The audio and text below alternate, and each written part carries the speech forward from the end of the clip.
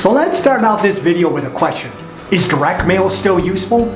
No one will argue that today's marketing channels have all shifted to a digital format. But I believe direct mail can make a significant impact on your customers, and best of all, a positive impact on your bottom line. So let's start with the advantages of direct mail. Direct mail can provide your customers with a unique, personalized experience that helps your business stand out from all of the crowd. One of the main reasons why direct mail performs so well is that it is tangible. Customers receive a personalized, physical item in the mail, and they got to do something with it. And when you craft a compelling, meaningful message or a promotional offer, this helps make that customer more likely to keep it, read it, and respond to it.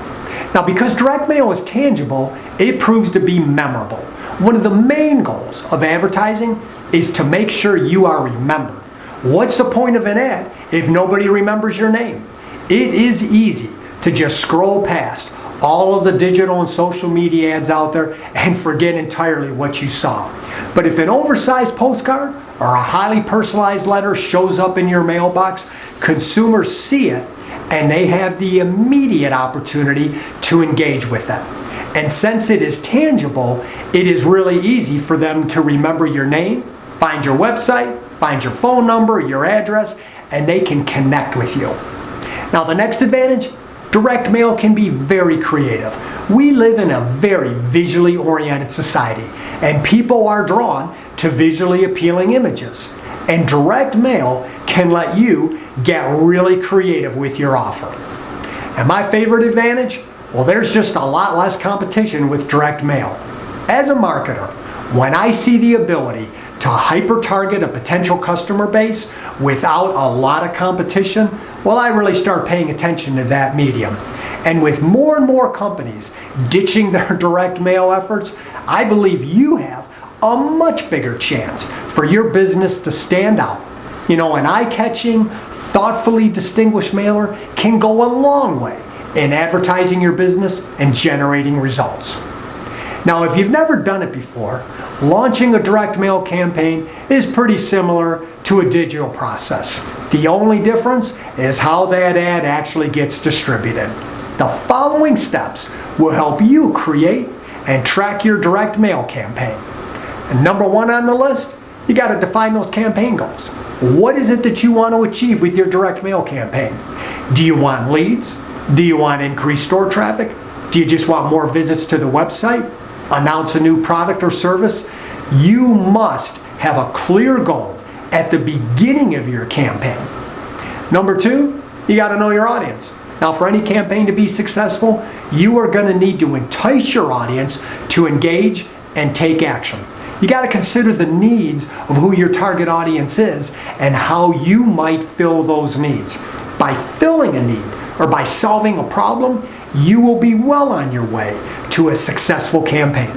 It's time to create that mailing list. Now, there's basically two types of lists you can use. You got an in-house list. These are your customers or people who you've already engaged with.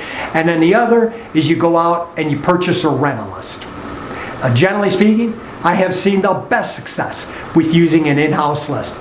These are people who have already engaged with you and they're familiar with who you are and what you have to offer. Step number 4, decide on your call to action for your campaign.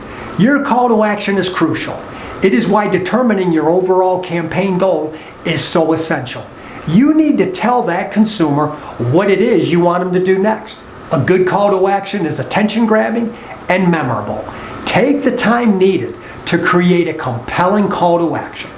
Step 5, choose the format and go to work designing that direct mail piece. Direct mailers come in all kinds of shapes and sizes, and your budget and marketing goals will help dictate the type of mailer that you need for your campaign.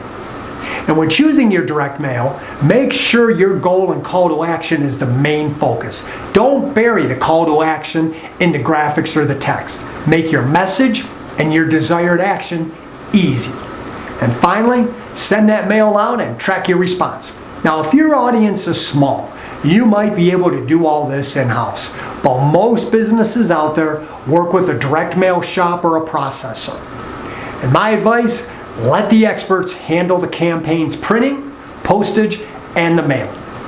And when designing your piece, make sure to create a call to action that will make it easy for you to track the response rate. This can be as simple as something like present this postcard for your offer, put a special telephone number on it, or a unique landing page on your website. If you don't track it, you will never know if it worked. Now, like any marketing campaign, your offer needs to fill a need that the consumer actually has. And if your message is compelling and meaningful, just about any advertising medium will generate a positive response, including direct mail.